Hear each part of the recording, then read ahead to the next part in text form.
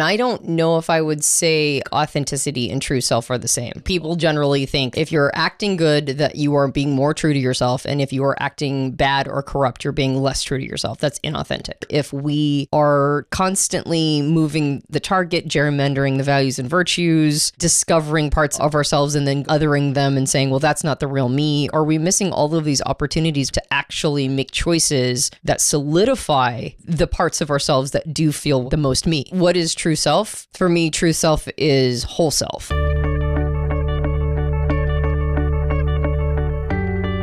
Hey, welcome back to Personality Hacker Podcast. I'm Joel Mark Witt. I'm Antonia Dodge. So I was reading a post by Chris Williamson. He's a podcaster, runs the Modern Wisdom podcast and YouTube channel.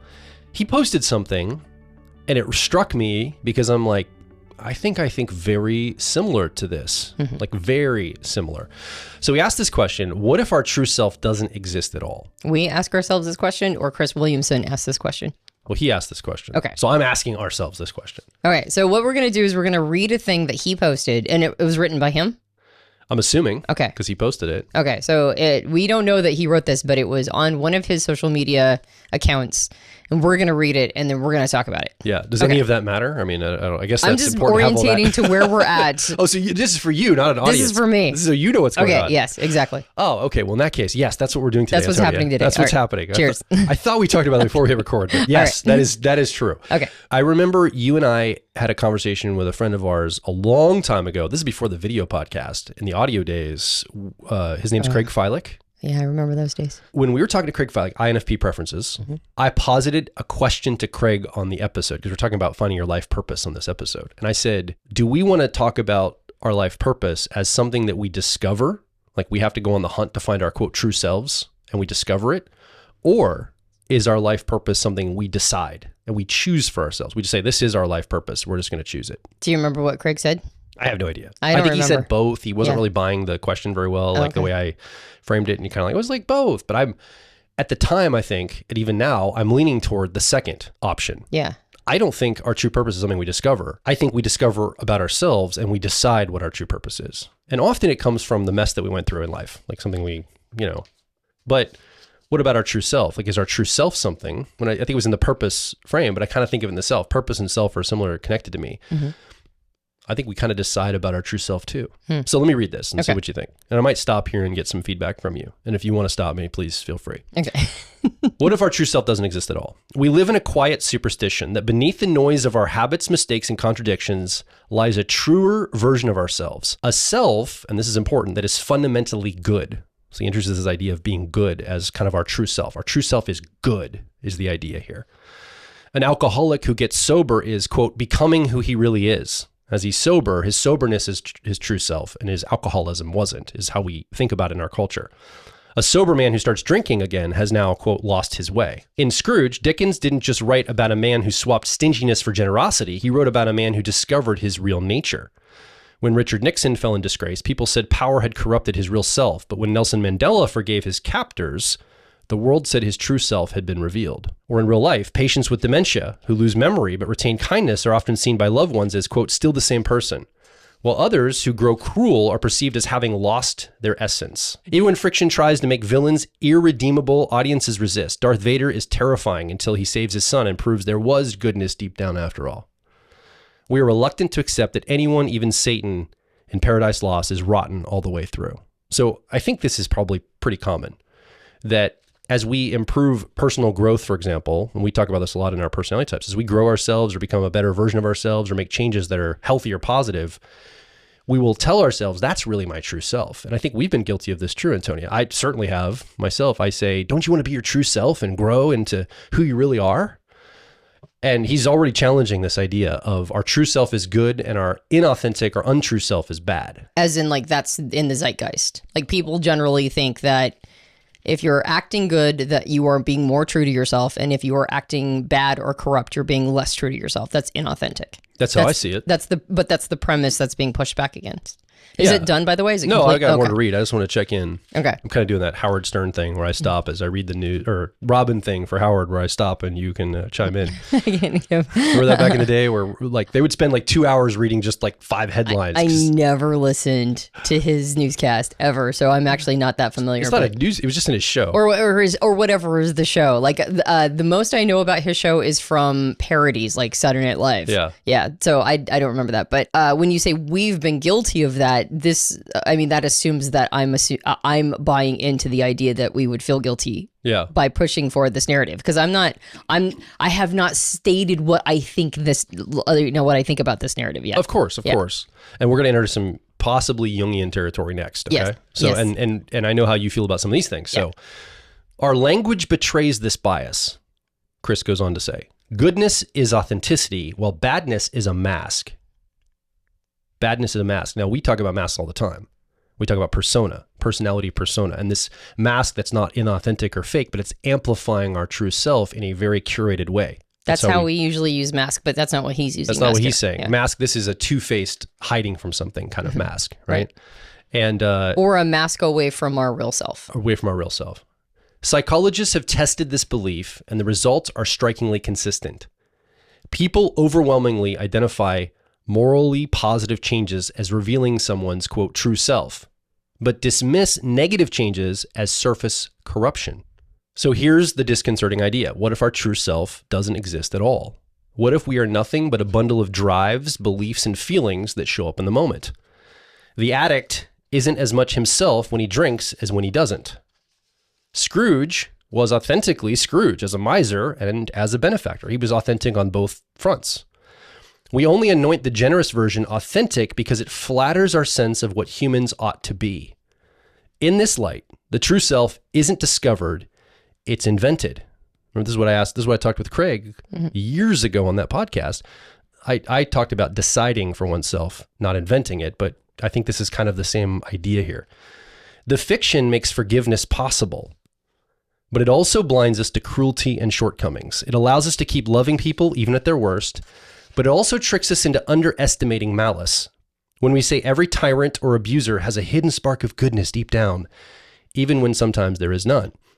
You can see this bias everywhere. Addicts in recovery routinely say, that wasn't the real me, about their lowest points, but no one ever says sobriety is fake. Childhood stories teach us the frog is really a prince, the beast is really gentle, the happy ending is always framed as a revelation of what was hidden all along. This is Piper's favorite story, right? The Little Mermaid, right? And it's kind of, or not the Little Mermaid, Little Mermaid. That's like the hidden forces and things, or the Beauty and the Beast is what I'm thinking of, where the beast is this goodness underneath him, and she, Belle, different story. I think it makes the only stories, has to like coax it out, right? He becomes this more pure version of himself as he gets over his corruption. And so that was his inauthentic self in that story. And he's really his true authentic self now. To a point where it turned him into a beast. Yeah. Yeah.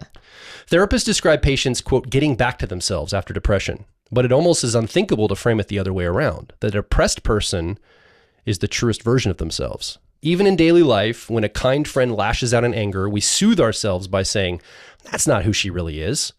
But when they show generosity, we never say that's not them. I hope this is not the truth, Chris writes, but here is my fear.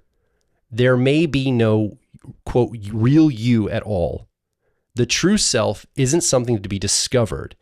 Instead, it's something we invent, a superstition we cling to because it makes forgiveness easier, love sustainable, and cruelty bearable. I think that is a very interesting idea.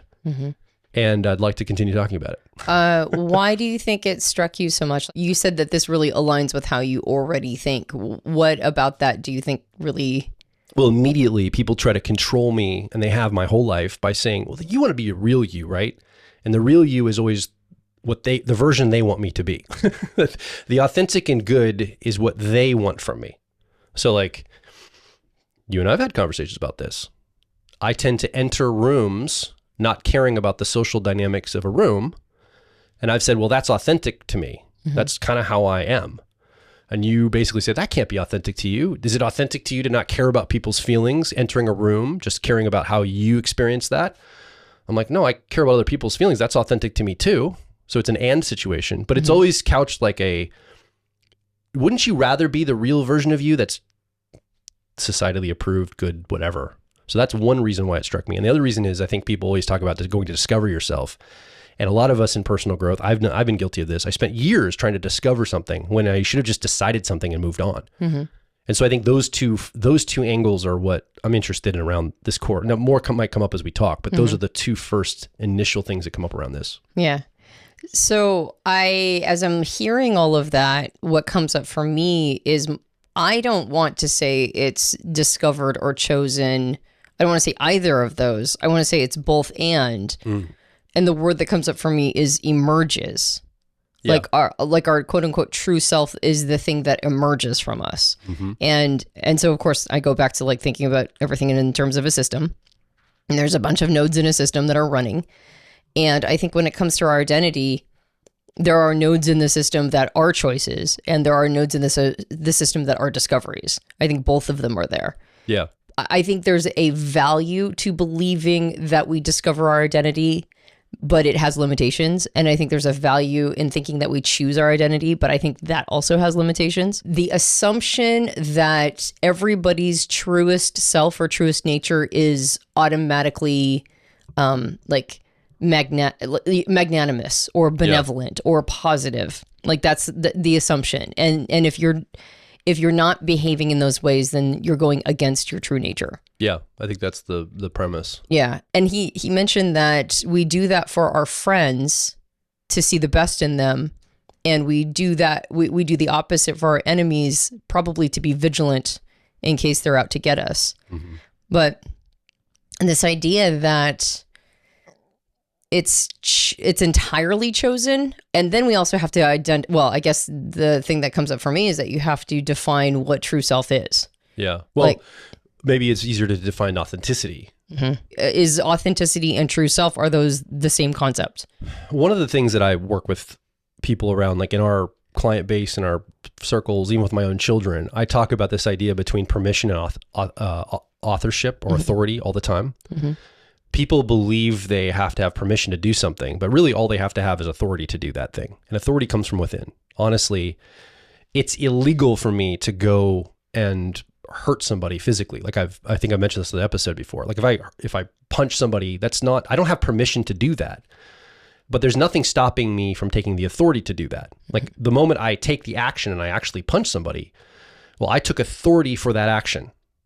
I didn't have permission for it, but I took personal authority for that action, authorship of that action. Mm-hmm. So when I think about authenticity, I think about authorship. Mm-hmm. And I think about anything that I author, anything that comes from me that I author is authentic because I authored it. Mm-hmm. By definition, it is authentic. If authenticity is derived from the word authorship or authority or anything like that, I have the authority to put this in the world because I did it. Action creates its own authority. And so I think that's really where I don't come down on this goodness or badness as much as just the authority to express what truly is no matter what. Mm-hmm. And I think that is what's authentic as far as my view goes with people. So I'll stop there for a moment just to get that thought out. I wouldn't go to my grave on that thought. I wouldn't go to battle on that, but I am pretty confident in it. So then what I hear you saying is that authenticity is like literally anything that comes from me because I've authored it. So it came from me, so it's authentic. I think that's kind of the working definition I work with. Yeah. I mean, I think in some way, you know, we talk about the car model and personality types. I was just shooting some video yesterday for the ESFP personality type.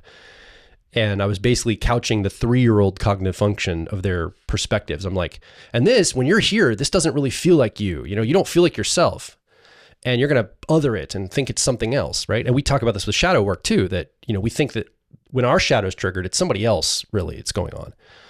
But honestly, I'm not being accurate when I tell the ESFP that. That's more of like a front-facing video just to kind of get them the system to understand. But truly, that really is them. Yeah. The perspective's part of them, the 3-year-old that they put forward, that's not inauthentic. That really is a part of them. But we say it that way just to get the understanding across that this isn't really your best self maybe put forward or the parts of you feel good about operating in. So we say it's inauthentic or we say it's not really you, but we don't really mean that, I think, right? Because it truly is them. So then do you feel like if everything that you author or everything you do is authentic Like that's an expression of yourself, so it's authentic. Do you feel the same way about others? Like, do you ever spot what you would say is inauthenticity in somebody? Do I spot anything that is inauthentic in somebody? Not very much. This is why a lot of lawyers are introverted feeling authenticity people. Yeah. Because it's like even the worst criminals among us, we're like, well, that's authentic for them. I mean, we can kind of see the good parts that are in the midst of that, but we also see the bad parts. It's kind of like you kind of see it all and you're okay with it. You're like, yeah, I mean, that's a person, right? I've never heard you accuse somebody else of being inauthentic, so I don't think this is you're not contradicting yourself as far as I can tell with your behavior and what you're saying right now. I'm trying to think if I have. I don't think I've ever thought. But I mean, basically, then that means that there's no such thing as inauthenticity. Yeah, it's when you don't take authority for the actions you need to take. Okay. Inauthenticity is not being who you are. In other words, if you have the drive or the motivation to do something and you don't do it, that's inauthentic. So it's the absence of action. The absence of authoring. Okay. Authorship is authentic to author. Mm-hmm. So if I take an action, it's not, I think action's the wrong way to couch it, because sometimes it's a way of being, or it's an emotional state of being in. So action, it could be taking an action, but I would more say like authorship, like I'm authoring the emotion I'm sitting in right now. Mm-hmm.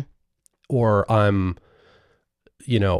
I would say, and this is where performance even comes, I would say performance is even authentic in a way. Yeah. Right? Performance is performing an emotion, and sometimes that emotion can find you in the midst of, a lot of actors will report that. They start performing the emotion, and then the emotion finds them, and they're actually in that emotion once they start performing it. Yeah. So I think that, I would say that the lack of authorship is where I would say somebody's inauthentic. Right. So that's your definition of authenticity. What about true self? I don't know how I'd define that. We can unpack it though. Okay. Yeah. So I don't have a ready definition on true self. I mean, I think that anything would be too static or too specific. So I think in the thing that you just read, it feels like true self and authenticity is being conflated to some extent. And I don't know if I would say I think authenticity and true self are the same. I think they're separate. Now, I go a more Jungian approach, which is, what is true self? For me, true self is whole self. Yes. So whole self is all the parts not being, sort of othered or denied. And maybe that's what you were saying before, is that when you eat other parts of ourselves, that's inauthentic. Yeah. When we deny parts of ourselves or, push them away or whatever, that would be inauthenticity. But anytime we're behaving according to a part of ourselves, that's authentic. Yeah. It's just maybe not our whole self. It's just a piece of it. Yeah. I mean, I'm willing to even accept kind of Chris's premise that, like, I went the authenticity route to kind of basically say whatever's coming from authorship from you, I think it's almost like I'm legitimizing it in a way. Not saying it's okay or I want to receive it. Like, if you're behaving badly toward me, like, I don't want that, but it might be authentic for that person behaving badly toward me. Like, it still might be true for them. It still might be their authorship. That's how they want to be. That's true for them. That's their authoring that. But true self or whole self or complete self or most self, I'm willing to buy that actually doesn't exist. I'm willing to go ahead and or it only exists in the construct that I've decided for myself by authoring it for myself. And I think that applies to everybody. So in other words, I could never say what your true self is. You're the only person that could ever have that concept or determine it, because it would require you to have a more subjective, direct experience with yourself. I won't know that for you. Yeah. But I could decide it for myself maybe. So I don't know if there's this idea of a true self, but maybe I could find one for myself. I could decide, I could invent it. I think he talked about inventing it, right? Or decide it or construct it in some way. I think that's his idea, is we're constructing these. They're sort of constructs of sorts. Yeah. I think the idea of a true self as if all the other parts are the fake version, I can appreciate wanting to push that, like not really identifying with that. I could get that, because I don't think of myself as having a true self. I do think of myself as having a whole self, and the whole self is not something that's invented in any way that isn't like my entire identity is invented, but whole self is just all of it. It's all of it being integrated, all of it being accepted, all of it being acknowledged and brought in, the individuation, which is, not divided. And so it's all of the parts, the good, bad, ugly, all of the pieces, neutral, whatever, that all of it gets brought into being part of identity. It's like, that's identity, right? It's like all the whole thing.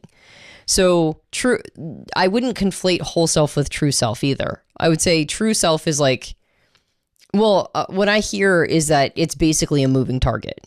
True, quote unquote, true self is a moving target. Anytime you're behaving and showing up, it's like, well, that wasn't true self. And it's like, well, how do you know? How do you know that wasn't your true self? Because you showed up that way. That's how you responded or reacted. That's what you took believe. Authorship toward. Yeah, that's what you authored. So how do you know that's not true self? And it's like, well, that's not my most true self, right? The most true self is, and then we can do a little bit of perspective shifting or like find the good parts of ourselves and go, well, that's my most true self. And there is an aspirational quality to that.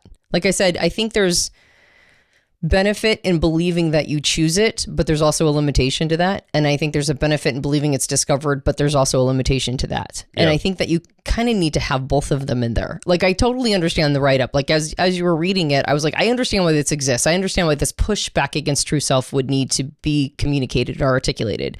I can appreciate why somebody would say, like, listen, stop gerrymandering virtue in the self and others, right? Stop redrawing the lines every time that you want to see the best angle of yourself, and the best angle of your whoever's your ally, and that and gerrymandering it so that you see the worst in your enemies or the people you don't like or people whose values you don't resonate with. Like stop gerrymandering all of that and then smuggling it under, or like categorizing it under, authenticity or true self or whatever, because all you're doing is whenever we do that, I believe we kind of call it fate. Yeah. Right. It's like fate deemed me to be this kind of person, and fate deemed somebody else to be a different kind of person. So I can appreciate why somebody would take that angle. I think the idea that it's always chosen, though, I don't believe that honors how much of us is discoverable. Like, there are parts of myself that I was pretty sure that I had, figured out and made decisions and choices around, and then watched myself behave opposite of the quote unquote choices I had made. And it's because there was something stronger that lived underneath that I just hadn't seen. I hadn't seen yet. And so circumstances hadn't brought it to the fore, so I hadn't discovered it yet. Yes. I agree with that. But discovery does not equal a decision to be made, or a decision that was made. Just discovering something about yourself doesn't mean you're going to connect to it and like operate from it or decide to author your life from that position. Right. But that's because there's a 4 gajillion of them. Yeah. There's like so many parts of ourselves that are discovered over time through different circumstances and situations that, not all of them end up becoming like, that you give them the keys to the car, right? I would say the decision does that, to say, this is how I want to be the truth. Like, I'm going to take all these parts I discovered. I don't like that one. I like this one. I don't like that one. I'm going to composite. I'm going to decide this is me. Yeah. I think that's how it works. Except that there's a limitation to that, I think, which is sometimes we don't recognize that the choice we made is like, it comes with an unbelievable amount of discipline. Yeah. And almost like self brainwashing in order to get there. And even then it doesn't always hold. Does that make sense? It's Agreed. like, there are some things that we can make a choice about our identity and then come to find out that actually the choice we made was that was also virtue signaling to ourselves to some extent. Yeah. I'm going to be this kind of person. And then you find yourself in a situation that like really puts that to the test. And then you end up not being that kind of person. You can say, well, then that person chose not to be. And it's like, yeah, or there was a stronger part of themselves that had not been given an opportunity to breathe that now came out. And then you have to contend with that part. So I think, so then you discover parts of yourself and then you have a choice to make. And I think sometimes we go, well, I'm going to choose to be this kind of person. And I don't really necessarily want to like assign it to all values or whatever, or virtues or sins or whatever. But it's like, an individual could say that they want to, and let's choose something that's usually not considered virtuous and is kind of like a little neutral when it comes to, virtues or values. But let's say that you're like, well, I'm going to choose to have my identity be around being a mathematician. Mm-hmm. And it's like, you're just not a person who likes math. You just don't. But you could choose that. You could choose to become a mathematician. And it's just, it's always a struggle and you always hate it. And at the end of the day, you're like, why am I doing this? I mean, I know this because I spent decades taking actions and doing things that I hated doing. And eventually it just wasn't sustainable. So I think that there are things that we could say are choices we make about our identity that are more influenced by what we have discovered about ourselves and what is emerging from within than we'd like to think. I can see that. Because a person who just is not a lover of math and never will be, and I don't mean because like every time they did math, like their knuckles got wrapped, like by a ruler, and so therefore they were socialized out of it, or like, Pavlovianly, destroyed their love of math or whatever. Yeah. They were never a math person. And so, you could make any choice you want, on the list of the gajillion ways you can, make an identity, or like all of the different paths you can go down for identity, but some of them are just not going to feel right. And I think to be fair, that's probably the easiest way to route it back to personality type. Is personality type tells you like, these are the things that you're not choosing. These are the things that you have to discover about yourself. And cognitive wiring is that. Discovering what your dominant function is or driver function is explains so much about your life story. Usually discovering that explains it. I mean, just learning your 4-letter code, like that all by itself will explain a lot. You start getting into functions, you're like, it blows the lid right off. That's discovery. That's not choice. And so, and I think we are born with that. Mm-hmm. And that just tells me that we're probably born with a lot of stuff. And so those things, the hardware, or not the hardware, excuse me, like the firmware needs to be discovered, I think. But what we write on top of it, like the software that we write on top, the coding, specific apps and that kind of thing that we quote unquote choose to download, I think those are choices. And if we make choices, like if we spend our lives trying to download an app on the wrong OS, right, or operating system or whatever, I think we're going to have a lot of pain. Yeah. And we learn that by trying to do it. Like we try to download different apps on our operating system and it just doesn't work. And so we learn that. And so our identity around that emerges. Like we learn those things about ourselves. It emerges the things that we need to discover. And it emerges the things that we've chosen that were not right. And maybe choices we still need to make. Like self-discipline, I think, is something that most people need to choose. Right. Yeah. Like I think self-discipline is it's like a muscle that gets stronger over time through use. And so there are things that we do need to choose, like actively choose, because I do think that some people are pre-wired for self-discipline more than others, but it doesn't matter. Right. It doesn't matter. Everybody needs to be self-disciplined. So it doesn't matter whether or not it's more natural to you than something else. Like you still need to, it's a choice to develop it. Well, that's choosing an action. The choice in authorship would be to say, I'm a person that is invested in self-discipline. Mm-hmm. I see myself as my identity as a person that likes to be self-disciplined. And then the choice is almost automatic because you've almost like fundamentally made the choice about who you are. Well, why would I do anything but be disciplined? My identity is a person that is disciplined. So you connect it to like how you see yourself, and then the behavior just follows that, is kind of from an authenticity, introverted feeling kind of space. I was going to say this is very introverted feeling or authenticity. But so you were kind of talking about like kind of like deciding or forcing an action, and I'm saying deciding like an authorship baseline or something where you come from. And now this is also an interesting, as you're talking, I'm listening going, okay, so some of this is just a function. I think the introverted feeling FI function that FPs use in the Myers-Briggs system is associated with reading this kind of thing: identity, motivation, authorship, purpose, sense of self, purpose. I think it's the function looks at, but I don't think that our identity, or it's the lens we look at it through, but it doesn't encapsulate all of it. I think our identity and our sense of self and all of this it goes across all 8 of the cognitive functions that live inside of us, both our shadow and our aware ones. Mm-hmm. So I think that... and more than that. And more than that, yes. Right, those are just the things we can talk about and label. Right, exactly. Like those are the elements that are... Like that just happens to be what we talk about all the time, but there's way more to... Yeah. And you could...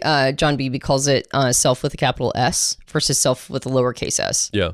Yeah. And self with a capital S includes everything. Yes. Lowercase self is like what you're talking about, functions or looking at it through any particular lens. So I know I have a bias. I have ENFP preferences, so I'm going to see this authenticity thing more acutely, or I'm going to see it more because that's what I'm paying attention to. Well, and to be fair, you might also have more choice. Yeah, like as a person who has this as a preferred function, when it comes to identity, you might legitimately have more choice. You might have more capacity to control some of these levers than people who don't have that function as, or at least I'm strong. more certain about going there. Yeah, and you're going to have more flexibility with it. Yeah, you're going to have more adeptness with it. But I think to reduce what Chris Williamson's talking about, or what we posited, just down to a function of authenticity is a mistake. Yeah, because I think that it's not just that. I think I'm trying to introduce this idea, or we're trying to talk about the idea in a different, like it's not just that. Although that is informing a lot of it, and you certainly I've got a bias because that's what I see.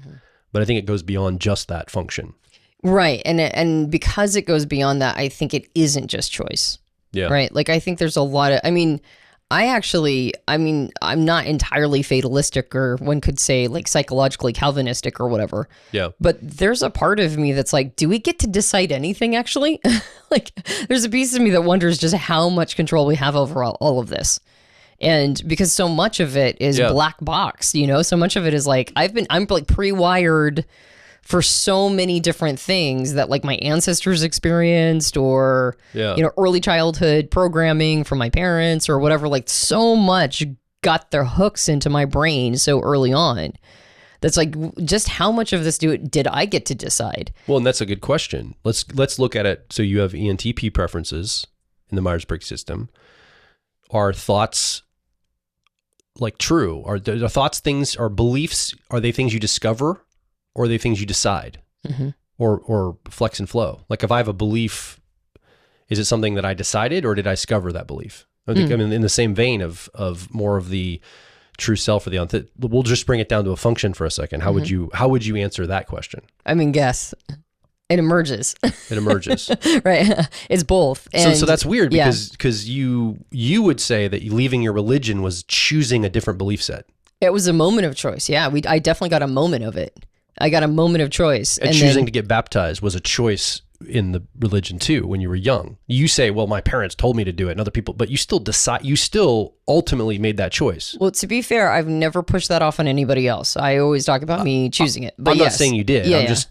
one could say... I'm trying to understand the difference. Okay. Because it seems like you chose to be in it and also to not be in it. So you're saying it happened to you in the one sense and then you chose not to be in it in the second sense.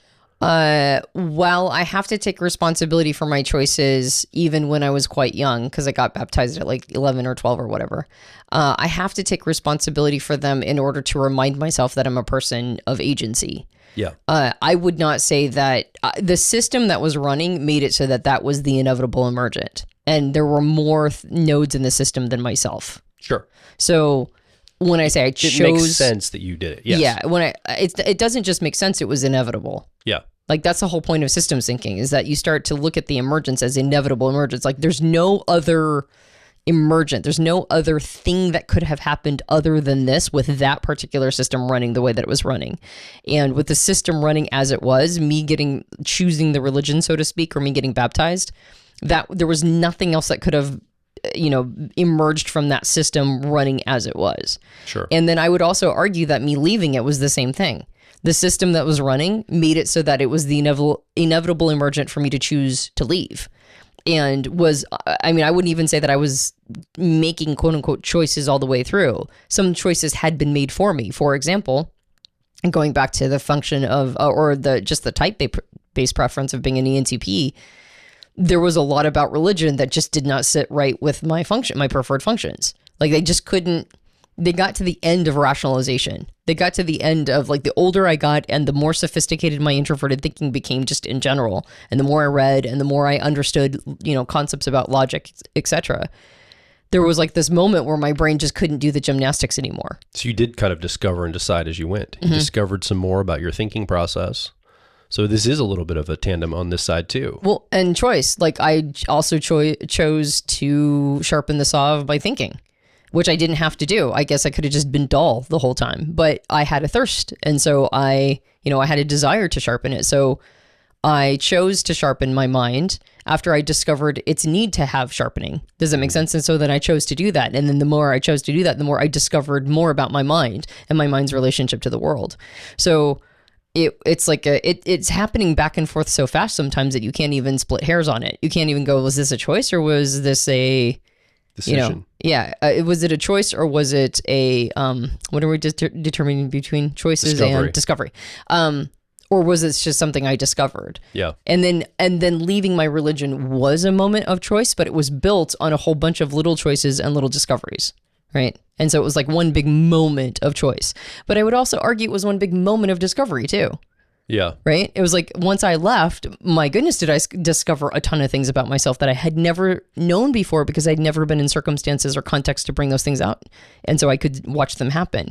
Now, what did I do with all of that information? Was that all choice? And I would argue some of that was discovery too, right? Yeah. And so I think it emerges, like our identity emerges, we watch it emerge through our discoveries and through our choices, and they go back and forth and influence each other.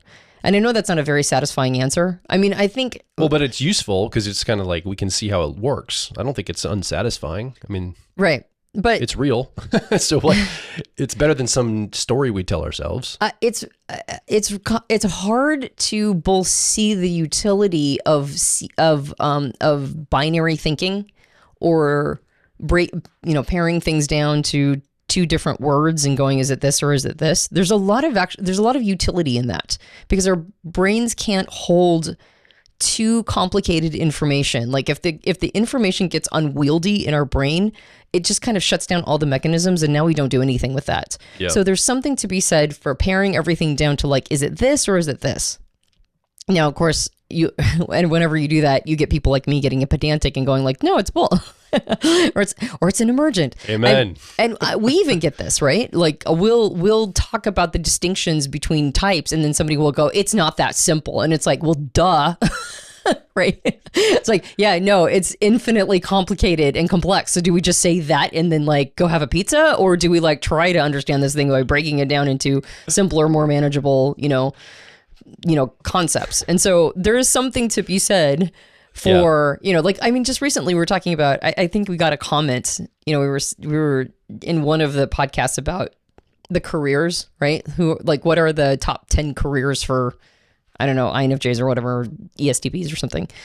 And it was like, what are the top 10 careers? And we're like, here are the top 10 careers for people of this type. This is what they generally tend to go towards. And somebody was like, it's not that simple. This is too generic. We're all different. And I'm like, you got to be kidding me. Right? This is the time you're going to say we're all individuals. When we say what the top 10 careers are that you people tend to choose, you're going to be like, but that's not how it is because we're all individuals. And I'm just like, how much are we going to get off to our own, special individual uniqueness, right? But that said, it's also not wrong because we are all unique and individual. That's also true. So I think you have to kind of set like, okay, why am I talking about this to begin with? Yeah. Right? Like what am I trying to accomplish here? Am I trying to figure out the distinction around something? Am I trying to like separate out two different concepts to really get a sense of like how something probably works or, may work, or to just create clear distinctions in my brain? Or am I trying to represent reality in its most accurate way possible? Because those are two different, end games or goals.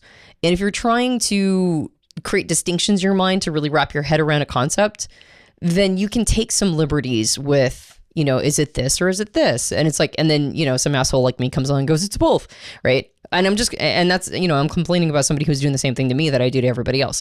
But, if that's the goal, then, and when they made that comment though, they didn't know that our goal was to create distinctions.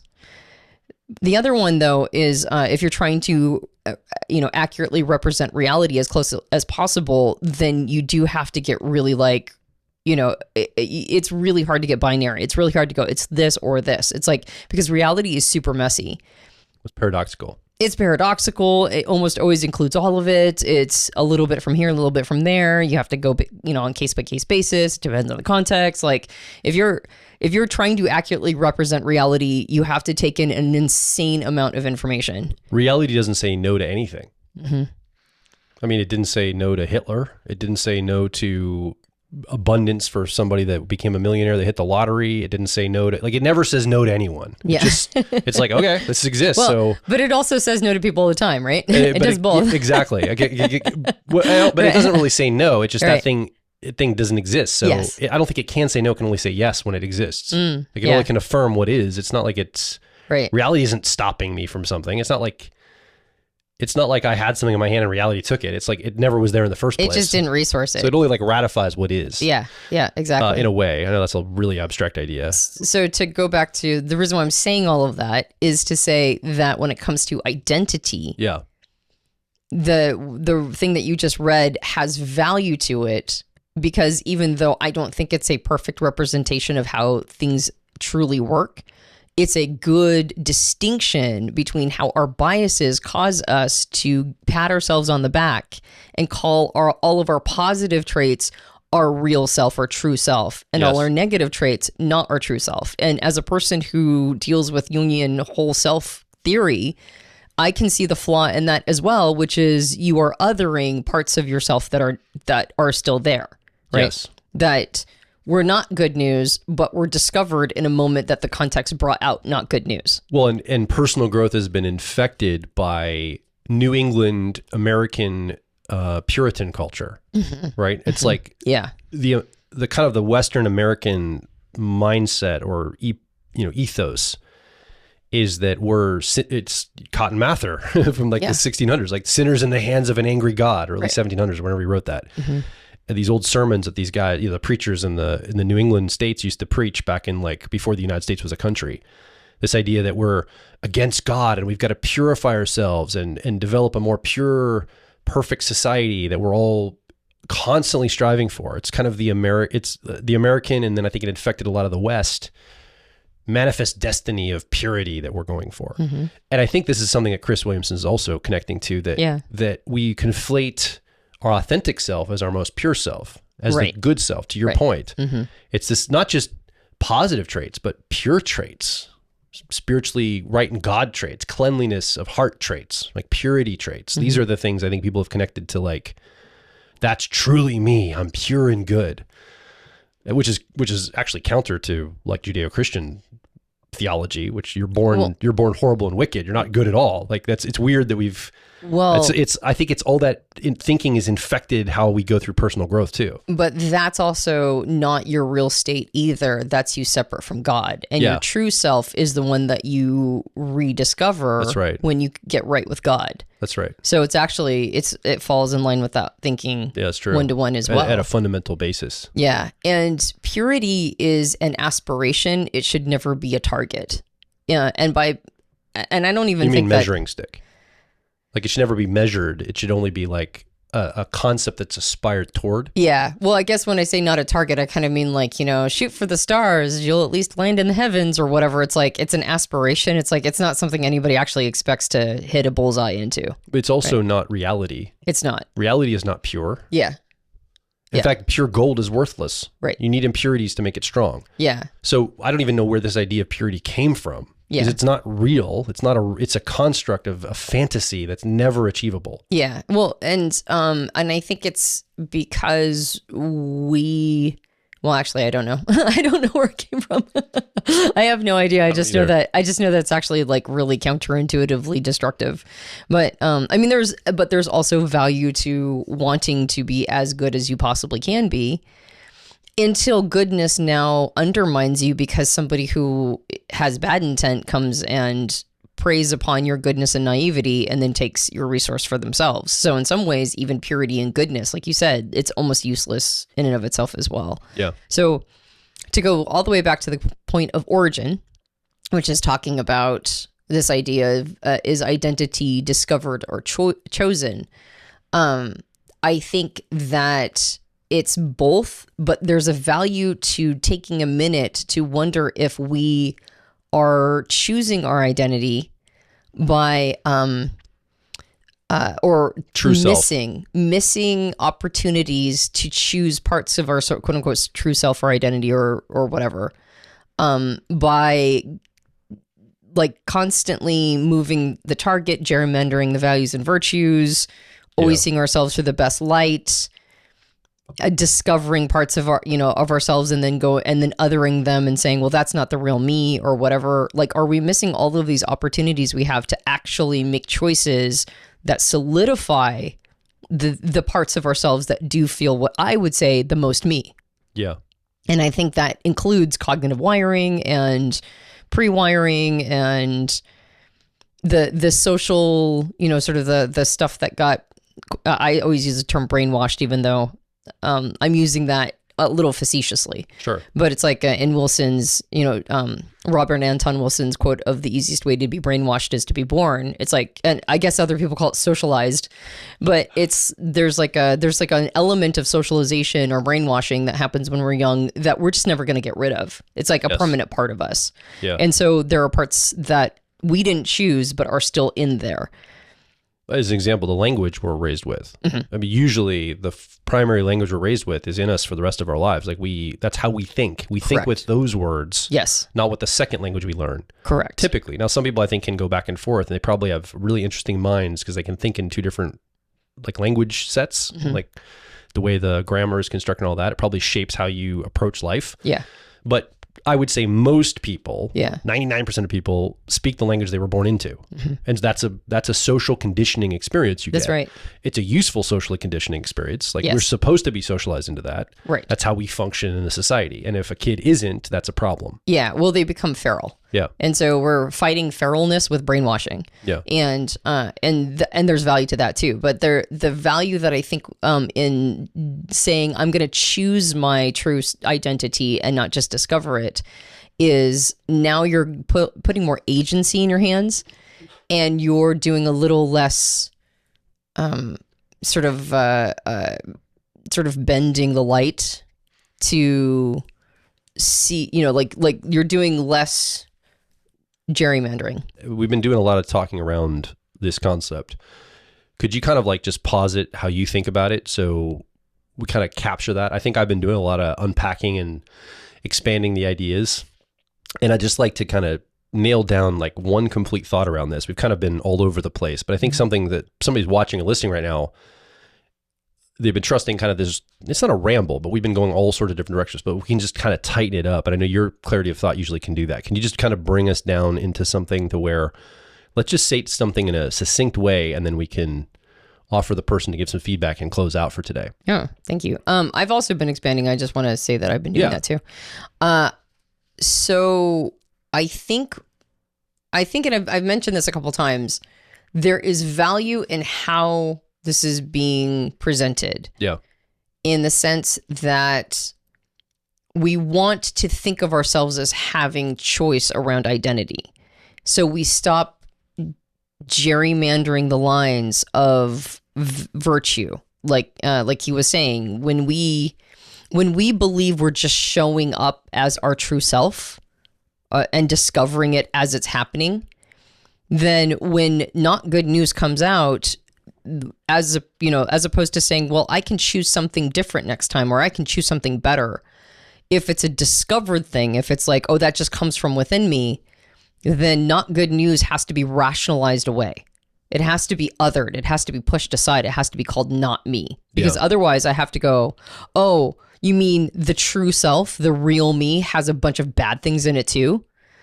And if I'm not seeing in terms of choice, and I'm seeing in terms of just this is happening to me, then I have to sit with the fate that I'm also a bad person, not just a good person. Mm-hmm. And that's demoralizing, right? It's like, well, I don't want to see myself that way.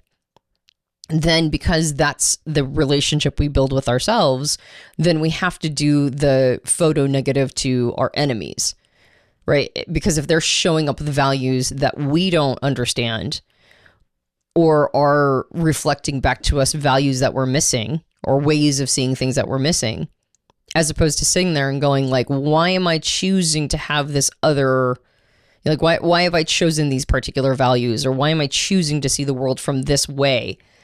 And then going into a self-reflection place. And then, like, if I'm rejecting the notion of choice unconsciously to begin with, and I'm thinking everything is discovered, then I have to other that quote unquote enemy, or the person who I don't value as much, because they're reflecting back to me choices, or they're reflecting back to me worldviews that I already don't want to contend with, because when I started contending them within myself, it was bad news, right? So now I have to go, okay, that must not be a thing, or that's a thing, but it's bad, right? I have to other.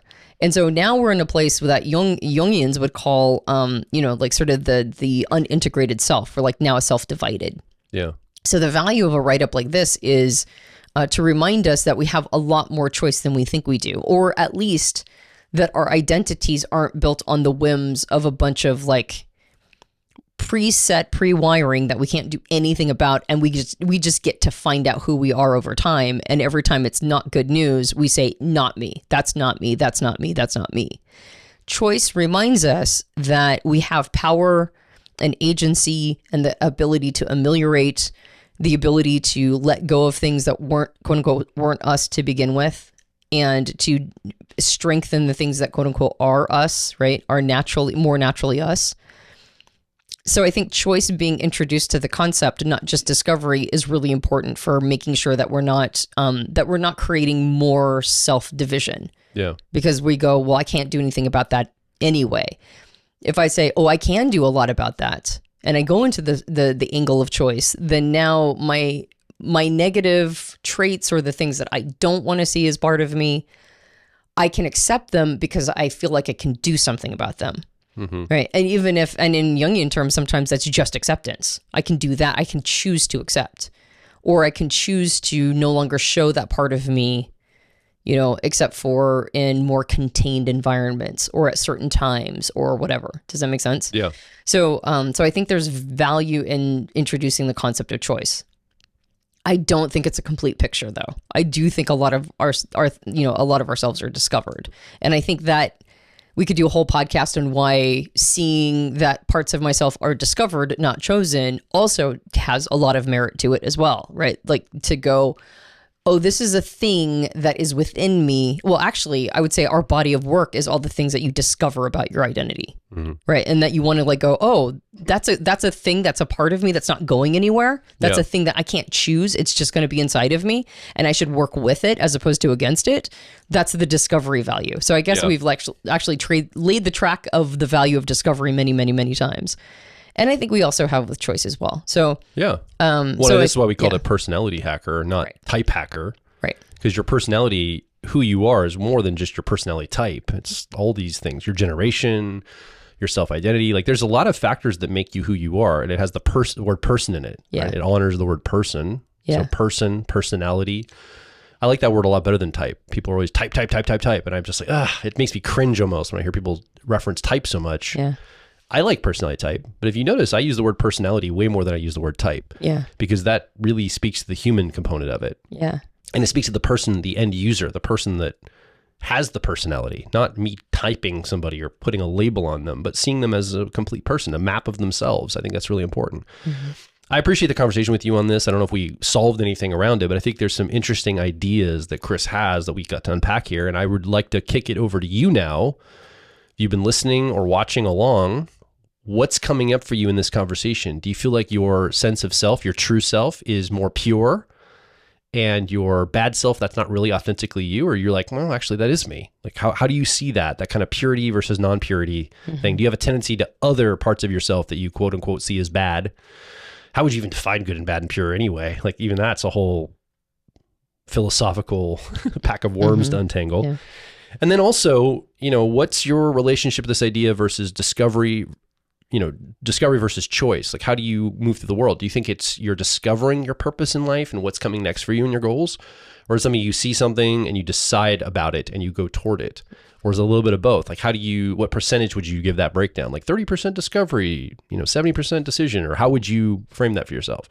Love to hear from you. Come over to personalityhacker.com directly below this episode, or you can certainly do it on the channel you're watching this on as well. Leave a comment, ask a question, or more importantly, share your story around this. We'd love to hear it. And while you're there at personalityhacker.com, pick up an owner's manual for your personality type. I know we say this on every episode, but they're good. They really help you connect to yourself, connect to your life. They're reasonably priced, so they're accessible to everybody, and I think they're very beneficial for you. We tried to create these so they're widely available, widely useful, and we're adding to them all the time. So head over to Personality Hacker and pick up one of those for yourself. My name is Joel Mark Witt. I'm Antonia Dodge. We'll talk with you on the next Personality Hacker podcast.